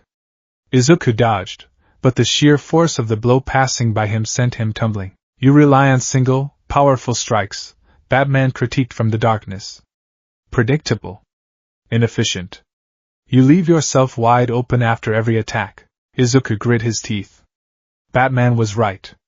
His shoot style was powerful, but it was linear. He was a hammer, looking for a nail. He changed tactics. He stopped trying to overpower the hologram. He became a gnat, a frustrating blur. He used float to stay just out of reach, black whip to alter his trajectory in midair, and small, precise bursts of FA gene to dodge and weave. He wasn't trying to land a knockout blow. He was analyzing. He watched the rhythm of the venom pumps on Bane's back. He saw the slight delay between the pump and the surge of strength. He found his opening. He used Black Whip to grab the ceiling high above, swinging in a wide arc. As he came down, he didn't aim a kick at Bane's body. He executed a complex, spinning maneuver, his steel-toed boot hooking around the venom tubes on the hologram's back. He put his full weight into the pull. The holographic tubes ripped free from the mask. The Bane figure roared in simulated pain and collapsed, flickering out of existence. One after another, the simulations came. A lithe cat burglar he had to outmaneuver on a holographic rooftop. A clown with a laughing gas that forced him to hold his breath and fight in short, controlled bursts. A man made of living clay that he couldn't punch, forcing him to use environmental attacks, bringing down holographic debris to trap him. Each simulation was a brutal lesson, tailor-made to exploit his weaknesses. His recklessness. His emotional responses. His over-reliance on one-for-all's raw power. Batman pushed him, criticized him, berated him, forcing him to think, to adapt, to evolve not as a symbol, but as a soldier. Finally, after what felt like hours, the simulation ended.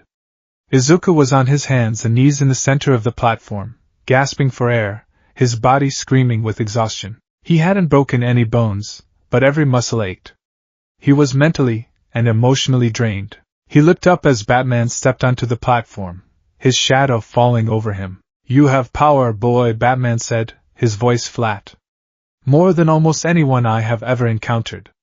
But your power is untamed. You let it control you. You fight from a place of guilt and desperation. You seek a glorious death that you think will atone for your failures." He knelt down, his face just inches from Izuku's.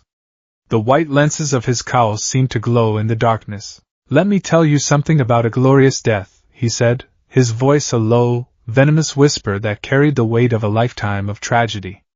"There is no such thing. There is only death. And it doesn't absolve you. It just leaves a void for others to fill. It's the coward's way out." The words hit Izuku harder than any physical blow. A coward's way out. The very notion was a poisoned dagger to his soul. He felt a surge of defiance, of the shame and anger he had been suppressing. "You don't know anything about me," he gasped, glaring up at the dark night. "I know you're an orphan," Batman said, the words sharp and precise. "Maybe not by birth, but by circumstance. You carry the weight of your mentor's legacy, the ghosts of those who came before you. You push away everyone who tries to get close, believing that your sacrifice will protect them. You hide behind a mask and haunt the shadows, convinced that the darkness is all you deserve." He paused, and the air crackled with a terrible, shared understanding. "I know you because when I look at you," Batman said, his voice barely audible, "I see a ghost of myself. A ghost of a boy in a dark alley, making a promise he had no right to make." The revelation was stunning. In that moment, Batman wasn't a monster or a god. He was a mirror, a dark, shattered mirror, reflecting back all of Izuku's own pain, his own obsessive drive, his own all-consuming guilt. Bruce Wayne saw in Izuku Midoriya the same fire that had forged him, but he also saw light, a core of earnest hope that he himself had lost long ago. He was pushing Izuku, testing him, torturing him, not just to make him a better soldier, but to see if that light could withstand the pressure. To see if it was stronger than his own had been. Izuku's anger evaporated, replaced by a profound, aching sorrow. He finally understood. This wasn't cruelty. This was a warning, a desperate, brutal lesson from a man who had walked the same dark path and never truly found his way back. Exhausted and broken, Izuku finally confided in the last person in any universe he thought he would. The words came out in a ragged whisper, telling the dark night of the pressure of one for all, the constant fear of failing the legacy, of not being worthy of All Might's choice, of letting the vestiges down. When he was finished, Batman stood up, his back to Izuku once more. He was silent for a long time, the only sound the dripping of water in the vast cave. "The pain will come anyway," Batman said, his voice returning to its familiar, gruff monotone. "Your path guarantees it. Make sure it's for the right reasons. Not for atonement. For victory. Use your mind, not just your fists. An intelligent hero is worth more than 100 strong ones." He walked back to his computer, the conversation apparently over. "Your quarters have been updated with my tactical training regimens. You will study them. We will do this again tomorrow." Izuku slowly, painfully, pushed himself to his feet. He was bruised, exhausted, and emotionally flayed open. But as he walked towards the Zeta tube, something inside him had shifted. The frantic desperation had been tempered, cooled by the cold logic of the Batcave. He still felt the weight of his world, but it was no longer a crushing, chaotic burden. It was a problem to be analyzed, a battle to be won not with sacrifice, but with strategy. A bond had been formed in that cold, dark cave. Not of friendship, or even of partnership. It was a bond of mutual, grudging respect between two obsessive, haunted analysts. One, a man who had been consumed by the darkness, and the other, a boy he was determined would not suffer the same fate. In the highest office of the tallest building in Metropolis, a titan of industry stood before a window that was less a piece of glass and more a testament to his own ego. Lex Luthor looked out upon the city he considered his property, his gaze sweeping over the parks, the rivers, and the citizens who scurried through the streets like ants in a meticulously designed terrarium. From this vantage point, 80 stories up in the gleaming spire of LexCorp Tower, the world was an orderly, comprehensible system.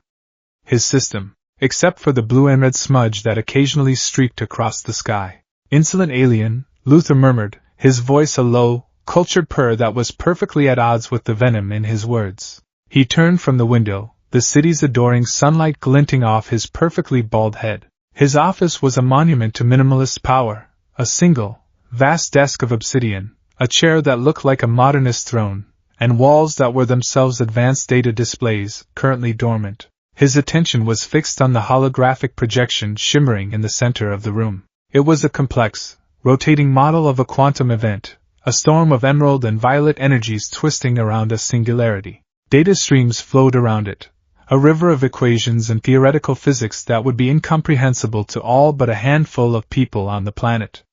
To Lex, it was the most beautiful thing he had ever seen. Status report, Mercy, he said, his eyes never leaving the hologram. Mercy Graves, his ever-present head of security and personal assistant, stepped forward from the shadows. Her expression was, as always, a mask of professional neutrality, but a flicker of awe touched her eyes as she looked at the projection. The sensor net is stable, Mr. Luthor, she said, her voice crisp.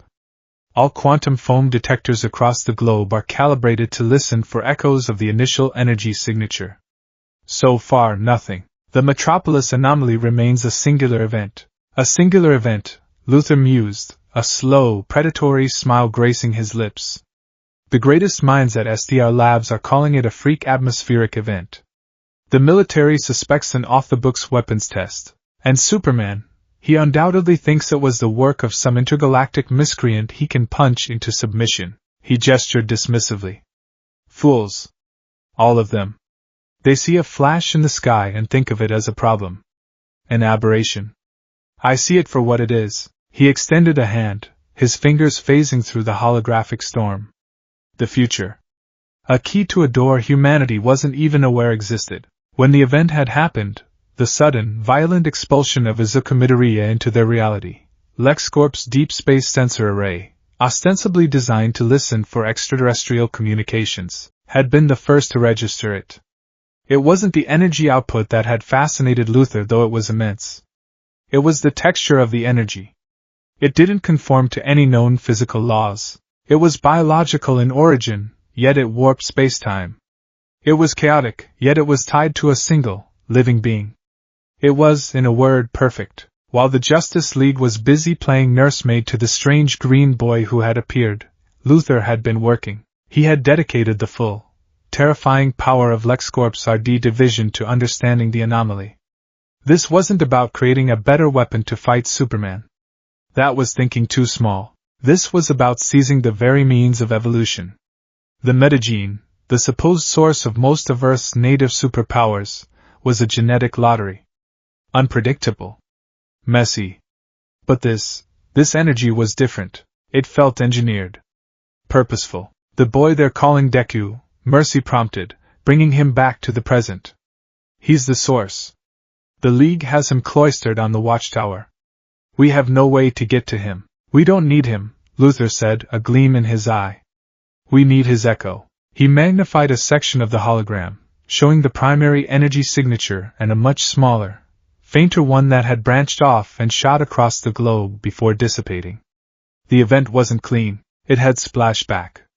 Another object, another person, was pulled through. Our triangulation models were inconclusive at first, but we've narrowed the secondary impact zone, A 90-square-mile patch of the Canadian Rockies. Uninhabited. I dispatched the recovery team 12 hours ago. As if on cue, a secure channel chimed on his desk. Luther answered, and the face of a grim-faced man in black tactical gear appeared on a small screen. Sir, we have the package. Luther's smile widened. Is it alive? Affirmative. Weak, disoriented. Exhibiting similar, but far more unstable, spatial distortion phenomena as the primary target. We've sedated him, and he's en route to sublevel Gamma. We're calling him Paradox. Excellent, Commander, Luther said. Maintain absolute radio silence. Deliver the asset to Dr. Thorne for immediate processing. I'm on my way. He cut the connection and turned to Mercy, his eyes burning with an almost religious fervor. The metagene gives a man the ability to talk to fish. This quirk, as the boy called it, gives a man the ability to tear holes in reality. Do you see the difference, Mercy? It's the difference between a child's toy and the power of a god. And now, I have a living sample. In the cold, damp darkness of the Batcave, two different kinds of intelligence were at work on the same problem. Batman stood before the Bat-computer, his cape drawn around him like the wings of his namesake, his focus absolute.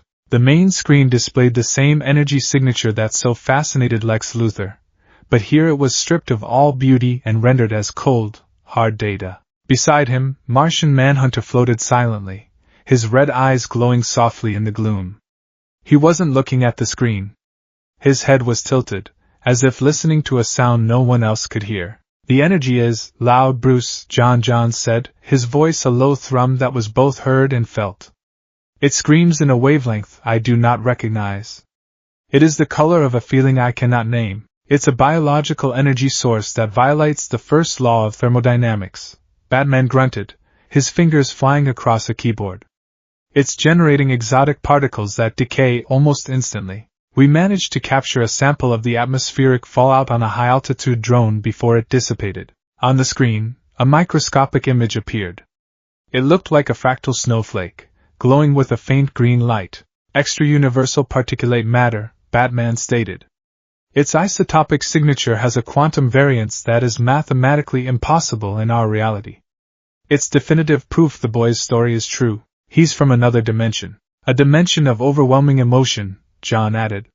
When I was in the boy's mind, even under the influence of the lasso, the power he carries, it is not merely energy. It is a chorus of wills, 8 distinct consciousnesses, layered within him. Echoes of the dead, living on through this one for all. It is a heavy burden. It's a liability, Batman corrected, his tone sharp. An emotional variable in a tactical situation. But it's also our only link to his origin point. He brought up a new window, cross-referencing the particle's signature against a global database. If we can find a way to replicate this energy's frequency, we might be able to excite the residual tear in space-time. Create a stable resonance. Open a door. A complex and dangerous proposition, John cautioned. Opening such a door without understanding what is on the other side could be catastrophic. Which is why we need to understand it, Batman said. He typed a few more commands, and a list of names and faces appeared on the screen. These are the world's top 10 theoretical physicists specializing in M-theory and quantum entanglement. If anyone can help us decode this energy's properties, it's one of them. He began to cross-reference their current employment and recent activities. One by one, names were dismissed. One was on a deep-sea research vessel. Another was teaching at Oxford. A third was on sabbatical. Then he came to a name near the top of the list, Dr. Eris Thorne. A brilliant but controversial physicist who had been ostracized from the scientific community for his radical theories on weaponizing dimensional physics. Thorne, Batman growled. He published a paper 3 years ago hypothesizing that a controlled singularity could be used to mine energy from adjacent realities. A dangerous mind, John observed. A for-hire mind, Batman countered. He ran a financial background check. The results were instantaneous. Thorne dropped off the grid 6 months ago. Abandoned his university post, sold his home. Then, 2 months ago, a shell corporation based in the Cayman Islands deposited 8 figures into his offshore account. He followed the money trail. It was a labyrinth of digital transfers and holding companies, a web of obfuscation designed to be impenetrable. But it wasn't impenetrable to him. With a few keystrokes, he unraveled the web and found the spider at its center. The Shell Corporation was a subsidiary of a subsidiary, which was wholly owned by LexCorp, Batman said, the name dropping into the cave's silence like a stone. John floated closer, his expression growing grim. Luthor. Of course. He would not see this event as a curiosity. He would see it as an opportunity. He has Thorn, Batman deduced, his mind connecting the dots with terrifying speed. He has the resources. He's not just studying the anomaly. He's trying to replicate it. Or worse, weaponize it. The game had just changed. This was no longer a rescue mission to send a lost boy home. It was a race against the most brilliant and amoral mind on the planet. Deep beneath Metropolis, in a facility that did not officially exist, Kaido Tanaka woke to a nightmare of white light and cold steel. He was strapped to a table, his limbs held in place by heavy magnetic clamps. A complex metal halo was locked around his head, bristling with wires and sensors. He was weak, his body still reeling from the interdimensional transit, and his mind was a fog of confusion and terror. He tried to activate his quirk, to tear a hole and escape, but nothing happened. A faint, low-frequency hum in the room seemed to dampen his abilities, leaving him feeling hollowed out and powerless. Welcome back, Mr. Tanaka, a calm, chillingly polite voice said. Lex Luthor stepped into the light. He wasn't wearing his impeccable business suit. Here, in his private laboratory, he wore a simple black jumpsuit, the attire of a scientist, a mechanic of the future. He held a data slate in his hand, his eyes scanning the readings it displayed. Where am I? Tanaka rasped, his throat dry. You are at the precipice of a new age, Luthor said, not looking at him. And you, Mr. Tanaka, are its Rosetta Stone. He gestured to Dr. Thorne, a nervous, weaselly man in a lab coat who was monitoring a nearby console. Dr. Thorne has developed a dampening field that inhibits the gross manifestation of your ability. It allows us to study the quirk factor at a cellular level without the inconvenient side effect of you ripping a hole in our planet. Thorne flinched at Luthor's casual tone. The subject's biological energy readings are off the charts, Mr. Luthor. It's like every one of his cells is a tiny, self-sustaining nuclear reactor. The genetic markers are unlike anything I've ever seen. It's the next stage of human evolution, Doctor, Luthor said, a predatory excitement in his voice. A stage we are going to learn to command. He finally looked at Tanaka, his eyes cold and devoid of any empathy. They were the eyes of a biologist looking at a frog he was about to dissect. Your ability, World Tier, is a magnificent, chaotic thing, Luthor continued. You can't control it. It's a mutated gene running wild. But we can. We are mapping the specific neural pathways and genetic sequences that activate your power. We are going to isolate it, refine it, and then replicate it. Tanaka struggled against his restraints, pure terror giving him a burst of strength. You can't. You don't know what you're doing. It will tear everything apart. Luthor laughed, a short, humorless sound. Oh, I know exactly what I am doing. I am taking the random gift of a chaotic universe and forging it into a tool of precise, human will. My will. He nodded to Thorne. Begin the extraction sequence. Thorne hesitated. Sir, the neural feedback could be catastrophic for the subject. A necessary and acceptable risk, Luthor said dismissively. Proceed. With a trembling hand, Thorne activated the machine. The halo around Tanaka's head began to glow with a sickly green light. A high-pitched whine filled the room, and Tanaka screamed. It was a sound of pure, unadulterated agony, as needles of pure energy lanced directly into his brain, forcibly activating his quirk while the dampening field fought to contain it. The air around him began to shimmer and distort, the laws of physics groaning under the strain. Luthor watched, his expression one of rapt fascination, as the data streams on his slate went wild. He was not a monster inflicting pain. He was a god discovering the secrets of creation. On the Watchtower, Izuku Midoriya was trying to find peace. After the brutal, soul-bearing session in the Batcave, he had been advised by Superman to spend time with Martian Manhunter. John can help you center yourself, the Kryptonian had said kindly. Your power is tied to your emotions. Learning to find your own quiet center will make you stronger. So now he sat cross-legged on the floor of the Watchtower's meditation chamber, a circular room with a domed ceiling that showed a live, breathtaking starfield. John floated opposite him, his red eyes closed, his presence a calming ocean of tranquility. Your mind is a storm, Izuku Midoriya, John's voice echoed in his head, a gentle, telepathic whisper. The vestiges of one for all are a constant chorus. The guilt you carry is a tempest. You try to fight the storm. Do not fight it. Observe it. Let the thoughts come, and let them go. You are not the storm. You are the sky through which it passes. Izuku tried to follow the instruction. He focused on his breathing, on the quiet hum of the Watchtower's life support. He pictured the vestiges not as demanding voices, but as distant stars in his own inner sky. He saw Nana Shimura, a bright, smiling comet. He saw Yoichi Shigaraki, a faint but determined flicker. He saw the others, a silent constellation of heroes. For a moment it worked. The constant, frantic noise in his head began to subside. He found a pocket of silence, a calm center he hadn't felt in months. It was in that perfect, fragile silence that he felt it. It wasn't the familiar, stabbing pain of danger sense warning of a physical threat. This was something else. A high-frequency vibration at the very edge of his perception. It was a thin, terrified scream that wasn't a sound. It felt familiar. It was the same chaotic, wrong energy signature as the quirk that had brought him here. It was the energy of World Tyr, he gasped, his eyes flying open. Did you feel that? He projected, his thought laced with panic. John's eyes opened, his brow furrowed. I feel your distress.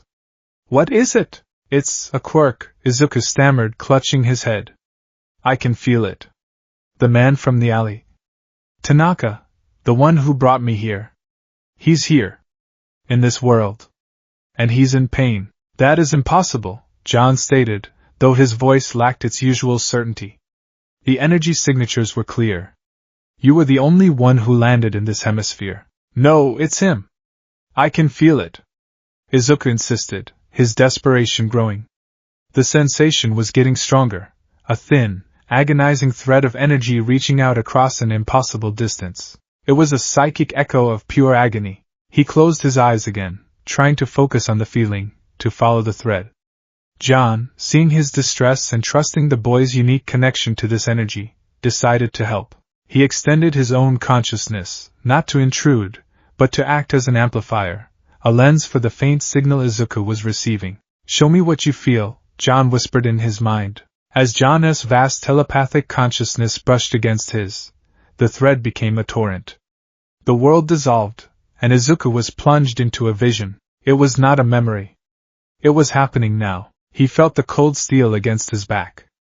The heavy, magnetic grip on his limbs. A halo of metal digging into his scalp.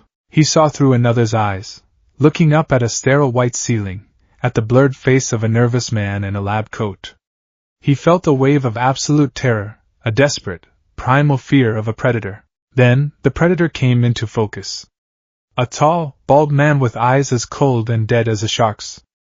A voice, calm and cruel, explaining his impending violation. Begin the extraction sequence. Then pain. Unimaginable, all-consuming pain.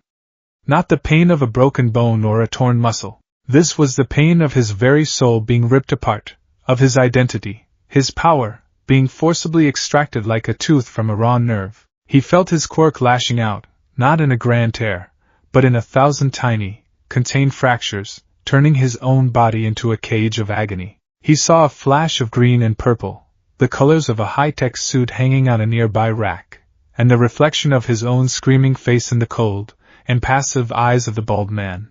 Izuku was thrown from the vision with a violent gasp, collapsing onto the floor of the meditation chamber, shivering uncontrollably. The connection was severed, leaving only the ghost of unimaginable agony. Izuku!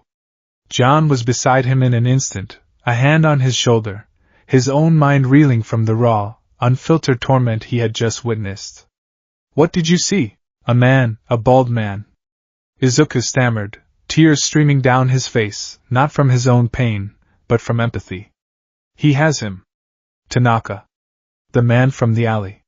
He's torturing him, strapped to a machine, trying to take his quirk. He looked up at John, his eyes wild with terror and a newfound, burning purpose. He grabbed the Martian's arm, his grip surprisingly strong. It's a man named Luther, Izuku said, the name tasting like poison. The vision hadn't named him, but he knew. The arrogance, the power, the description Batman had given of LexCorp's owner, it all clicked into place with horrifying certainty. We have to save him, Izuku pleaded, his voice cracking. He was the first victim of all this. I brought him here. It's my fault. We have to save him. John's face was a grim mask. He had seen the truth of the vision, felt the echo of the torment. He placed a calming hand on Izuku's head. Peace, Izuku Midoriya. Your senses have given us a vital piece of the puzzle. He stood up, his form radiating a sudden, cold fury that was more terrifying than any outburst. He sent out a single, urgent, telepathic message to the one person who needed to hear it most. Bruce. It's Luther. And he has a hostage.